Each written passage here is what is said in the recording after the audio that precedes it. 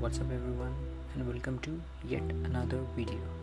Today we'll be learning how to extract day, month and year from a date value. So without further ado, let's get right into it. In column A, we have a bunch of dates in different formats. Some of these entries are numerical values, as you can see in the formula bar, while some are text values as seen in the number format option above.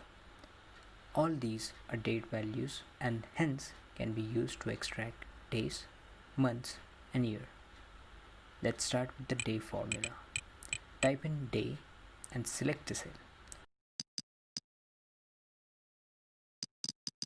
You can also type in the actual date in brackets. Either way works fine.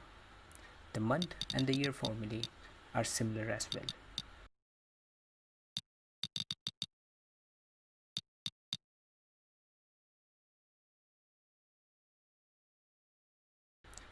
That's it for today.